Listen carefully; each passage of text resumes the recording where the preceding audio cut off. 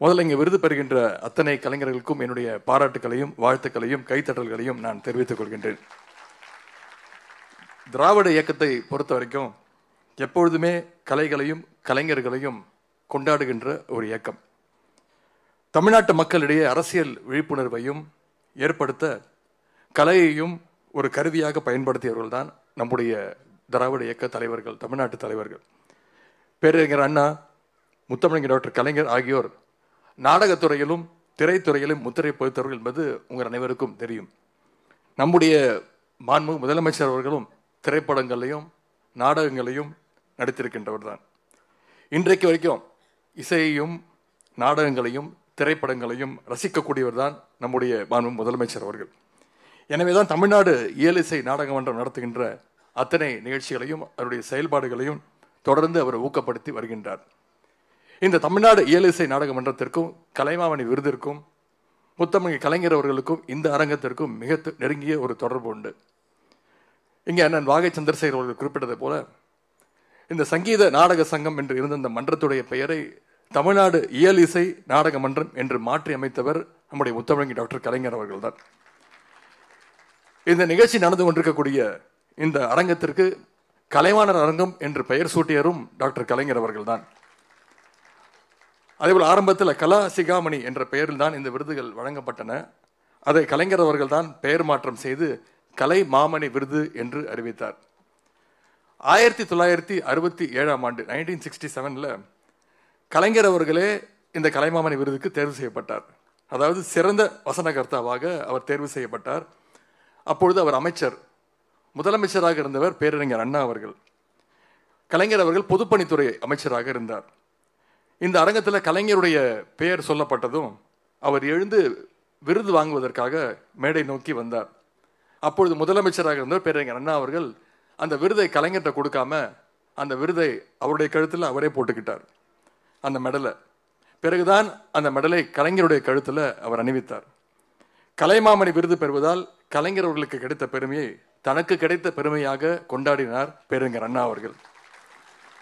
எழுத்தாளர், நாடக ஆசிரியர், வசனகர்த்தா, பாடலாசிரியர், அரசியல் தலைவர், முதலமைச்சர் என்று கலைஞர் அவர்களுக்கு எத்தனையோ பரிணாமங்கள் இருந்தாலும் கடைசி வரைக்கும் அவருடைய அடையாளமாக கலைஞர் என்ற பெயர் தான் இன்று வரைக்கும் நிலைத்து நீடித்திருக்கின்றது. இங்கே விருதுகளை பெறவிருக்கின்ற கலைஞர்களுக்கு ஒன்றை சொல்லிக்கொள்ள நான் விரும்புகின்றேன்.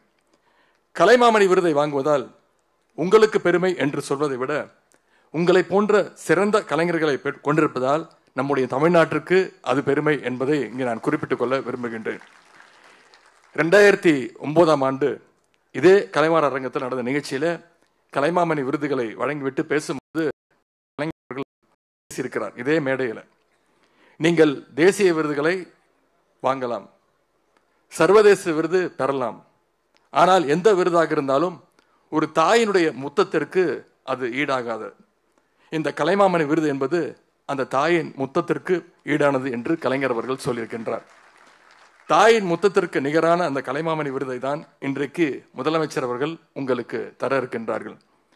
நம்முடைய அரசு அமைந்த பிறகு நலிந்த கலைஞர்களுக்கு வழங்கப்பட்டு வந்த மாதாந்திர உதவித்தொகையை 2000 ரூபாயிலிருந்து நம்முடைய முதலமைச்சர் அவர்கள் 3000 ரூபாயாக உயர்த்தி கொடுத்தார்கள். அது மட்டுமல்ல, இந்த மன்றத்திற்காக ஆண்டுதோறும் ஒதுக்கப்பட்டு வந்த நிதி 3 கோடி ரூபாயாக இருந்தது. நம்முடைய அரசு அமைந்த பிறகு அந்த 3 கோடி ரூபாயை வருடத்திற்கு 4 கோடி ரூபாயாக உயர்த்தி கொடுத்தார் முதலமைச்சர் அவர்கள். அதேபோல் ஆண்டுதோறும் ஒவ்வொரு மாவட்டத்திலும் பொங்கல் திருவிழா கொண்டாடப்படுகின்றது. அந்த விழாக்கள்ல கலைஞர்களுக்கு, அனைத்து கலைஞர்களுக்கும் வாய்ப்பு கிடைக்கின்ற வகையில் நம்முடைய கலைகளை எல்லாம் மீட்டெடுக்கின்ற வகையில் இசை சங்கமம், கலை சங்கமம் என கலை நிகழ்ச்சிகள் தொடர்ந்து நடத்தப்படுகின்றது. தமிழ்நாடு முழுவதும் தொடர்ந்து கலை விழாக்கள் நடத்தப்படுகின்றது. சமீபத்தில் தமிழில் சிறப்பான கலை நூல்களை வெளியிடுகின்ற 5 நூலாசிரியர்களுக்கு தலா 2 லட்சம் ரூபாய் ஊக்கத்தொகை வழங்கப்பட்டது. எழுத்தாளர்களுக்கு வீடுகள், மறைந்த சிறந்த எழுத்தாளர்களுக்கு மணிமண்டபம் போன்றவற்றை நம்முடைய அரசு தொடர்ந்து உருவாக்கி வருகின்றது. இங்கே வந்திருக்கக்கூடிய கலைஞர்களுக்கு தனிப்பட்ட முறையில் என்னுடைய ஒரு வேண்டுகோளை வைக்க நான் விரும்புகின்றேன். உங்களுடைய கலைகளை நீங்கள் உங்களோடு நிறுத்திக் கொள்ளாமல் அடுத்த தலைமுறைக்கு கொண்டு போய் சேர்க்கும் வகையில் இன்றைக்கு இருக்கக்கூடிய மாணவர்கள், இளைஞர்களுக்கு நீங்கள் பயிற்சி அளிக்க வேண்டும், அவங்களுக்கு ஊக்கம் அளிக்க வேண்டும். சோசியல் மீடியாவான யூடியூப், இன்ஸ்டாகிராம், ட்விட்டர் பக்கங்களில் உங்களுடைய கலைகளை நீங்கள் உலகறிய செய்ய வேண்டும். கலை என்பது வெறும் பொழுதுபோக்காக மட்டுமல்லாமல் அது சமுதாய வளர்ச்சிக்கு பயன்படக்கூடியதாக இருக்க வேண்டும். மாண்பு முதலமைச்சருடைய வழிகாட்டுதல்படி அண்ணன் வாகை சந்திரசேகர் அவர்களுக்கும் அக்கா விஜயா தாயம்மன் அவர்களுக்கும் இந்த நிகழ்ச்சியை இவ்வளவு சிறப்பாக ஏற்பாடு செய்த இந்த மன்றத்தை சேர்ந்த அத்தனை பேருக்கும் மீண்டும் என்னுடைய பாராட்டுக்களையும் வாழ்த்துக்களையும் நான் தெரிவித்துக் கொள்கின்றேன். இந்த மன்றம், இயலிசை நாடக மன்றம், என்றைக்கும் கலைஞருடைய முன்னேற்றத்திற்கு அது துணை நிற்கும். இங்கே பல்வேறு பிரிவுகளில் கலைமாமணி விருதுகளை பெற்றுள்ள அத்தனை கலைஞர்களையும் மீண்டும் என்னுடைய வாழ்த்துக்களையும் என்னுடைய பாராட்டுக்களையும் தெரிவித்து இந்த வாய்ப்புக்கு முதலமைச்சர்களுக்கு என்னுடைய நன்றியை தெரிவித்து விடைபெறுகின்றேன். நன்றி, வணக்கம்.